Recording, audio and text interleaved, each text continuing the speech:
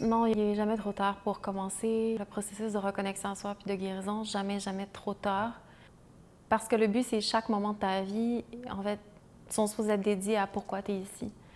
On vient d'un monde et souvent d'histoires familiales où est-ce que, comme je le mentionnais dans les autres vidéos, il faut que tu prennes beaucoup de temps à mettre de l'ordre dans la terre de toi avant de comprendre qu'il y a peut-être un appel pour aller découvrir t'es qui.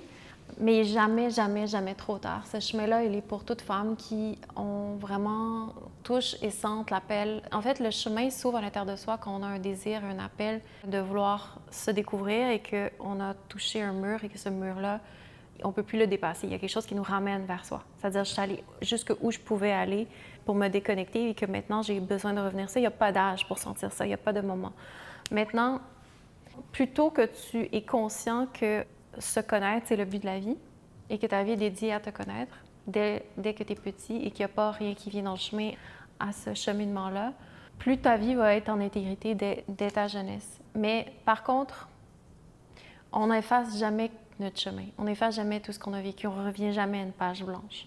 Donc, dès que tu as l'occasion de commencer à faire ce processus pour toi-même, c'est ce qu'il y a de plus précieux à faire, dans le sens où est-ce que je le disais juste avant, mais le but de la vie, c'est de savoir t'es qui, puis comment ton power va être canalisé. Nous, on est juste, moi j'aime ça faire des zoom-out, on est juste des créatures vivantes au service d'un power. Il y a une intelligence de la vie qui passe à travers nous, puis c'est juste jusqu'à quel niveau tu veux devenir co-créateur de ce pouvoir-là qui passe à l'intérieur de toi, jusqu'à quel niveau tu laisses le flot et le courant de la vie te transpercer et te guider. Et jusqu'où tu décides de lâcher le contrôle pour apprendre qu'est-ce que ce pouvoir-là, qui sait beaucoup plus de choses, veut venir te guider pour que tous tes dons et tes potentiels que tu portes, par défaut de par ta lignée féminine, etc., veulent venir respirer et être redonnés. Donc, quand on s'enlève du chemin, c'est là qu'on relaxe profondément, c'est là qu'on touche la paix. Et la femme, souvent, quand elle apprend plus tôt dans son chemin à relaxer. Je parle relaxer, là, c'est pas la détente de surface, c'est je relaxe dans le chemin qu'il y a quelque chose, j'ai confiance dans la vie, il y a quelque chose qui porte, il y a quelque chose qui me guide, il y a quelque chose qui m'amène vers mon bien. Si j'écoute et je suis à l'intérieur de moi en train de ressentir qu'est-ce qui est là et comment chaque sensation me guide vers une intégrité, une intimité à moi, il y a toujours quelque chose qui m'amène de plus en plus vers moi. Donc quand le chemin, le but de la vie, vraiment, c'est de se connaître.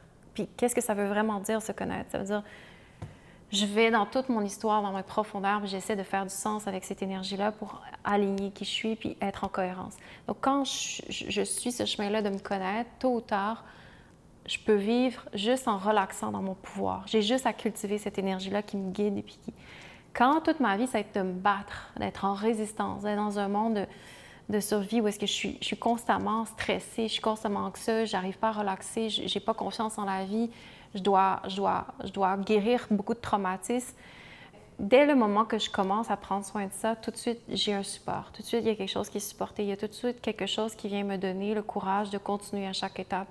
Puis, plus que je commence tôt, plus que j'ai cette énergie-là qui est là pour faire ce que j'ai à faire, pour toucher cette mission de vie-là. Mais il n'y a pas d'âge pour commencer à le faire. Il y a des femmes qui commencent très tard et elles ont besoin, finalement, elles touchent exactement qu'est-ce qu'elles ont besoin de toucher et de découvrir pour elles-mêmes, pour relaxer, où est-ce qu'elles sont rendues. Mais chaque femme peut entreprendre ce voyage-là pour elle-même. C'est juste que plus que tu as accumulé de choses dans ta vie, plus que tu as dépensé ta vie, ton énergie en t'éloignant de toi-même, plus que le chemin du retour, c'est un long processus. Plus que tu as beaucoup à déconstruire, plus que de couches que tu dois démêler, plus qu'il y a des énergies en latence que tu dois vraiment prendre le temps de déconstruire pour aller toucher, comprendre, plus que... il y a des choses, en fait, en chemin entre ta nature, ton alignement, puis tout ce que tu as construit par-dessus puis autour. Et parfois, les traumatismes sont vraiment profonds. Les femmes sont de plus en plus traumatisées et ne savent pas qu'elles sont traumatisées. Je vois beaucoup de femmes qui ont tellement développé d'illusions dans leur vie, qui ont tellement développé de mécanismes de protection pour coper avec le fait qu'elles sont profondément sensibles, mais aussi profondément traumatisées. Des traumatismes qu'elles ne comprennent même pas, en fait, vraiment, qui datent de très longtemps, de relations avec leur mère, de relations avec leur lignée féminine. Et tu commences à le sentir quand tu vois qu'elles ne sont plus capables de descendre. où c'est très, très, très difficile, où elles ont besoin de beaucoup de support, où c'est vraiment complexe, où c'est comme chaque femme il va à son rythme. C'est pas un chemin qui est comme c'est tu vas par palier, tu vas par cycle de guérison, tu vas par cycle de déconstruction, par réintégration. C'est pas linéaire. Il y a des femmes qui, à un moment donné, sont saturées, ils peuvent plus, ils ont besoin d'un break, ils reviennent doucement. Mais quand vraiment, c'est comme, même après des années, ça reste là, c'est qu'en dessous, il y a des traumatismes qui sont vraiment, vraiment, vraiment profonds, vraiment tellement deep que ça revient, ça amène jusqu'à la lésion primaire ou jusqu'à une brisure, une cassure dans l'expérience humaine qui est deep et qui demande énormément de temps. Mais souvent, on a une relation avec le temps qui est très petite, comme si le temps, c'est ce que le monde extérieur nous invite à voir, que tout est en accéléré, tout doit se passer vite, tout le virtuel, l'attention des gens, tout est petit, tout est vite, vite, vite parce que l'attention ne dure pas. Non, il y a une autre intelligence dans la nature qui a un autre rythme, qui a un autre temps. Et ça, ce timeline-là a aussi une valeur.